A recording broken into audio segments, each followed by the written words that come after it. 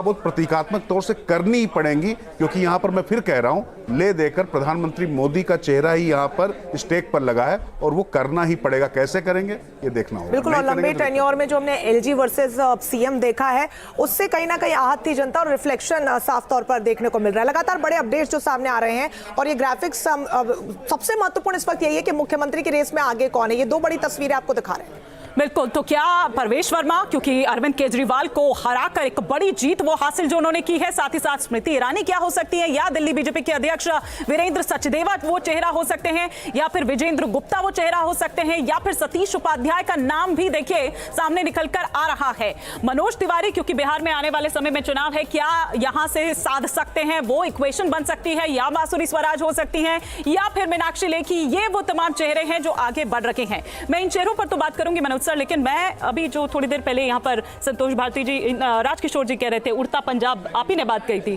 पंजाब तो सर बाद में, लेकिन चूंकि इसी दिल्ली से वो बनी थी, यही वो बीज बोया था, पेड़ बनने की कोशिश कर रहे थे, लेकिन वो शाखा आधी काट दी राहुल गांधी ने और बाकी बची जो थी वो काट दी मोदी जी ने। आप देखिए ना, वो किस तरह से जब सीलमपुर में राहुल गांधी उनके खिलाफ कुछ कहते हैं तो वो ये कहते हैं कि अरे आप तो कांग्रेस को बचाने की लड़ाई लड़ रहे हैं, लेकिन मैं देश को बचाने, मतलब सर आप समझ रहे हैं कि औधा किस तरीके से, मतलब उन्होंने एक सेट कर दिया था, वो भी बता दिया कांग्रेस ने। देखिए, ऐसा है कि अब आम आदमी पार्टी के सामने जो समस्या होगी वो समस्या यही होगी कि किस तरीके से अपने आप को वो बचाए। और पंजाब का जहाँ तक सवाल है तो मेरे ख्याल से तो सबसे पहला जो उनके सामने जो सबसे पहली समस्या होगी, सबसे पहली समस्या तो मतलब दिल्ली में तो खैर पार्टी बचानी ही है, लेकिन पंजाब में पार्टी का क्या होगा, भगवंत सिंह मान के ऊपर ये लोग कैसे कंट्रोल करें, क्योंकि आज की डेट में पंजाब की जो सरकार है उसमें दिल्ली की आम आदमी पार्टी का बहुत बड़ा इन्फ्लुएंस है। तो मेरे को लगता है कि सबसे पहले तो इनका जो फोकस होगा वो अब सारा का सारा पंजाब में होगा। आपने देखा होगा कि दिल्ली में, क्योंकि दिल्ली में इनकी सरकार थी, लेकिन दिल्ली में कुछ दिल्ली का कॉन्स्टिट्यूशन कुछ ऐसा है कि यहाँ फाइनेंशियल पावर्स इनके हाथ में है नहीं, काफ़ी कम थी, लेकिन पंजाब में तो सारी फाइनेंशियल पावर, सारा बजट इन्हीं के हाथ में है। तो पंजाब हर तरीके से, और क्योंकि एक स्ट्रेटजिकली बहुत ही इम्पोर्टेंट स्टेट है, तो पंजाब मेरे को लगता है कि इनके लिए एक अभी आज की डेट में पूरा फोकस पंजाब में होगा। लेकिन पंजाब की जो पार्टी है, लोकल लीडरशिप है, उनकी अपनी फॉलोइंग है, उनकी अपनी फेस वैल्यू है, और पंजाब में जो भी पार्टी होगी वो ये नहीं चाहेगी कि दिल्ली, और वो मैसेज भी मेरे को लगता नहीं कि लोगों के बीच ठीक होगा कि वो जो पॉलिटिकल पार्टी है, वो जो सरकार है, वो गवर्न हो रही है दिल्ली से। तो अब देखना पड़ेगा कि दोनों के बीच क्या इक्वेशन रहती है और पंजाब की पार्टी में को किस तरीके से ये लोग बचा के रखते हैं। बिल्कुल, सवाल ये भी है राजकिशोर जी कहीं ना कहीं कि आपकी लड़ाई सिर्फ प्रधानमंत्री से नहीं है, एक चेहरे से जिसका जिक्र हिमानी आपने भी किया, या फिर बीजेपी जैसी बड़ी पार्टी से नहीं है। आपका जो कंपटीशन है, जो डेंट्स देने वाली पार्टियां हैं, वो कहीं ना कहीं आपका पत्ता साफ कर रही है, कांग्रेस हो या अन्य पार्टियां भी हो। और क्या इसका असर आने वाले समय में बिहार में विधानसभा चुनाव होने, उत्तर प्रदेश में विधानसभा चुनाव होने, वहां देखने को मिलेगा? नहीं, देखिए, ये जो इंडिया ब्लॉक जिसको कहा जाता था उसको लेकर तो गंभीर सवाल खड़े हो गए, लेकिन एक बात आप समझ लीजिए, अब इंडिया ब्लॉक नाम की जो विपक्ष की जो एकजुटता है वो आपको 2029 तक अब उसका इंतजार करिए आप। हर जगह कांग्रेस अब अपनी जमीन वापस लेने का प्रयास करेगी। आम आदमी पार्टी का अवसान फिर से कांग्रेस के लिए उदय का शुभ संकेत है। 2.5-3% वोट उसके लिए बढ़ाना बहुत महत्वपूर्ण नहीं था, लेकिन अगर आम आदमी पार्टी खत्म हो रही तो उसी के वोट बैंक की बिसात पर वो खड़ी हुई थी, तो निश्चित तौर पर वो एक उसके लिए बड़ा प्रश्न होगा।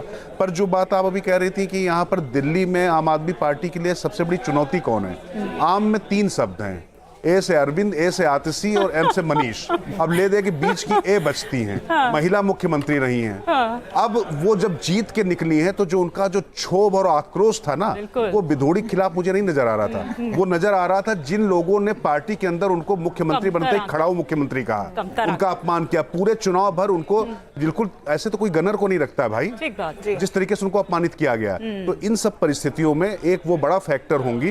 अब गोपाल राय भी हैं, किसको आगे लाया जाता है ये देखने वाली बात होगी। लेकिन देखिए, 1 महीने के भीतर रंजना किस तरह से तस्वीर बदलती है, और शायद इसको भांप गए थे अरविंद केजरीवाल। यही कारण है कि ममता बनर्जी को फोन खड़खड़ाया जाता है कि पूर्वांचलियों के वोट अगर चाहिए तो शत्रुघ्न सिन्हा को इधर भेजिए, उद्धव ठाकरे को, स्टालिन, मतलब कि क्योंकि जिस तरह से राहुल गांधी अग्रेसिव नजर आ रहे थे, उन्होंने कहा कि भैया इतना एग्रेसिव मत होइए उनके खिलाफ। लेकिन देखिए क्या हुआ। एक छोटा सा ब्रेक के बाद भी हमारी ये चर्चा जारी है।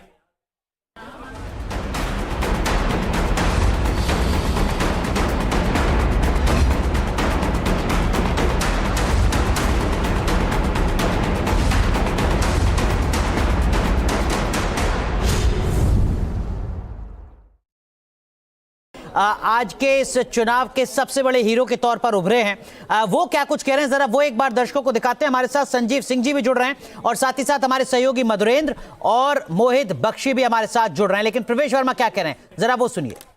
दिल्ली वासियों को बहुत बहुत बधाई देता हूं और मैं हृदय से धन्यवाद करता हूं कि उन्होंने इतनी अपार जीत हमें दी है और इतने लंबे समय के बाद में यहां पर भारतीय जनता पार्टी की सरकार बनी है। सबसे खुशी की बात यह है कि जो दिल्ली में सरकार बनेगी वो प्रधानमंत्री जी के साथ में चलकर काम कर पाएगी। हमें उनका 10 साल से साथ नहीं मिल पा रहा था, दिल्ली में कोई काम नहीं हो पा रहा था, मगर ये जो सरकार बन रही है दिल्ली में, ये प्रधानमंत्री जी के विजन को दिल्ली में लेके आएगी। तो मैं प्रधानमंत्री जी का धन्यवाद करता हूं कि उन्होंने अपना समय दिया और मैं ये जीत का श्रेय प्रधानमंत्री नरेंद्र मोदी जी को देता हूं। कौन होगा अब मुख्यमंत्री? आपको इस बात का भरोसा था? मैं दिल्ली की जनता का बहुत बहुत एक बार फिर से धन्यवाद करता हूं और ये जीत ये प्रधानमंत्री नरेंद्र मोदी जी की जीत है, ये सभी दिल्ली वासियों की जीत है। चलिए सीधा रुख करते हैं। हमारे सहयोगी मधुरेंद्र हमारे साथ जुड़ रहे हैं। मधुरेंद्र, भारतीय जनता पार्टी के दफ्तर में इस वक्त आप मौजूद हैं, जश्न लगातार बन रहा है, क्या कुछ कार्यकर्ता कह रहे हैं? कोई नेता भी है आपके साथ स्थानीय?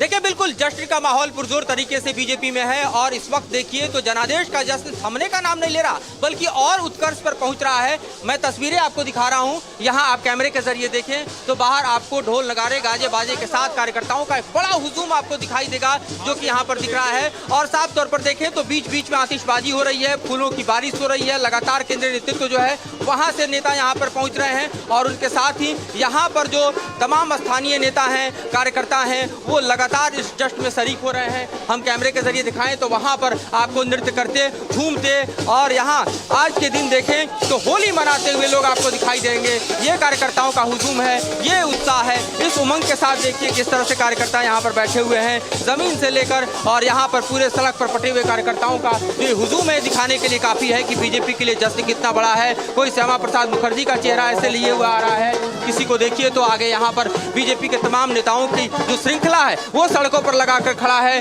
जिनके बदौलत जो है बीजेपी इस बार सत्ता में आई है। 27 सालों का वनवास खत्म हुआ है। ये दृश्य आपको दिखाने के लिए हम यहाँ पर लेकर आए हैं। पूरी सड़क अगर पंतमार्ग की देखें इस वक्त जो है तो जाम हो चुकी है और जीत का जश्न कुछ इस तरह से मनाते हुए आपको साफ तौर पर देखें तो नेता, कार्यकर्ता और तमाम यहाँ पर जो लोग आए हैं वो दिखाई दे रहे हैं। इस तरह का दृश्य बीजेपी के पंतमार्ग स्थित दफ्तर में शायद ही कभी देखा गया हो, क्योंकि 27 साल से बीजेपी संघर्ष करती रही लेकिन दिल्ली की सत्ता में वो नहीं आई। लेकिन आज देखिए किस तरह से बीजेपी का कमल जो है वो दरअसल दिल्ली के विधानसभा में उदय हुआ है और जिस तरह का जनादेश बीजेपी को मिला है, अब बीजेपी के लिए दरअसल केंद्र में और दिल्ली में जो डबल इंजन के सरकार का फॉर्मूला कहा जाता है वो फॉर्मूला जनता ने दे दिया है। ये डबल इंजन के साथ अब चलो और दिल्ली में काम करके दिखाओ, दिल्ली में अपने वादे को पूरे